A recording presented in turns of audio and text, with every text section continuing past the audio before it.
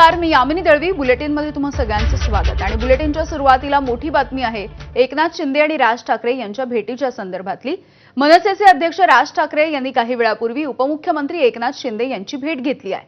या दोघांच्याही भेटीचं कारण अद्यापही अस्पष्ट आहे. मात्र या दोन्ही नेत्यांमध्ये 20 ते 25 मिनिटं चर्चा झाल्याची माहिती मिळते. या भेटीमध्ये एकनाथ शिंदे यांच्यासोबत खासदार श्रीकांत शिंदे देखील उपस्थित होते. ही भेट सदिच्छा भेट होती की नेमकी राजकीय भेट होती या संदर्भात अद्यापही स्पष्टता नाहीये. मात्र या दोन्ही नेत्यांच्या भेटीमुळे राजकीय वर्तुळामध्ये निश्चितपणे वेगवेगळ्या चर्चांना उधाण आलंय.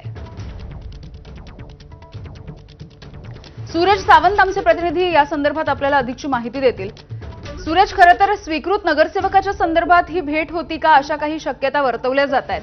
मात्र ही नेमकी भेट कशासाठी होती, काही कारण कळू शकलंय का? यामिनी, नक्कीच जरी सदिच्छा भेट म्हणत असले तरी राज ठाकरे आणि एकनाथ शिंदे जेव्हा दोन मोठे नेते एकत्र भेटतात, दोन्ही पक्षाचे प्रमुख एकत्र भेटतात, त्यावेळी नक्कीच यामध्ये राजकीय चर्चा ही होते. आणि प्रामुख्याने सांगायचं झालं तर बदललेली राजकीय परिस्थिती, त्यामध्ये सांगायचं झालं तर अजितदादांच्या निधनानंतर एकूणच राजकीय वातावरण हे देखील बदललेलं आहे.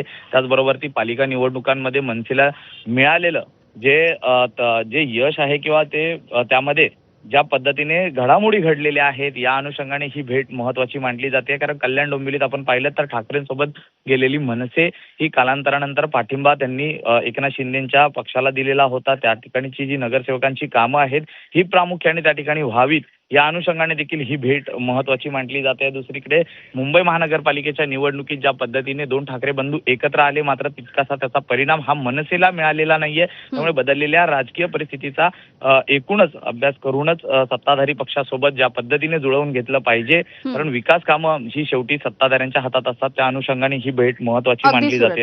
त्यामुळे एकूण जी भेट आहे ही जरी याची कारणं गुलदस्त्यात असली तरी यामागे नक्कीच राजकीय हालचाली या आता मोठ्या प्रमाणात वाढलेल्या पाहायला मिळते. त्यामुळे आता यामध्ये शिवसेना कशी रिॲक्ट करते उद्धव ठाकरेंची हे पाहणं महत्वाचं राहणार आहे. अगदी सुरेश, तुम्ही जसं म्हणताय की ज्या पद्धतीनं कल्याण डोंबिवलीमध्ये चित्र आपल्याला बघायला मिळालं होतं, मनसेचे जे नगरसेवक निवडून आले होते ते नंतर महायुतीच्या सोबत गेले, मात्र मुंबई महानगरपालिकेमध्ये अशा पद्धतीचं चित्र इतक्या उघडपणे दिसू शकेल का? काय नेमकी धास्ती असू शकते मनसैनिकांवरती देखील?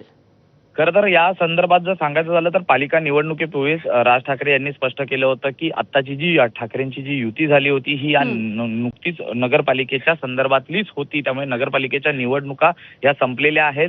मनसेचे 6 नगरसेवक निवडून आलेले आहेत. त्यामुळे भविष्यात ही युती आता आहे का हा देखील तितकाच महत्वाचा प्रश्न महत्वाचा आहे. मात्र दुसरीकडे विकास कामांना जर गती द्यायची असेल, नगरसेवकांना फंड मिळावा, निधी मिळावा या अनुषंगाने प्रयत्न करायचे असतील तर सत्ताधाऱ्यांसोबत गाठ बांधणं ही महत्वाचं असेल. आणि त्या अनुषंगाने राज ठाकरेंनी घेतलेली ही भेट महत्वाची मानली जाते.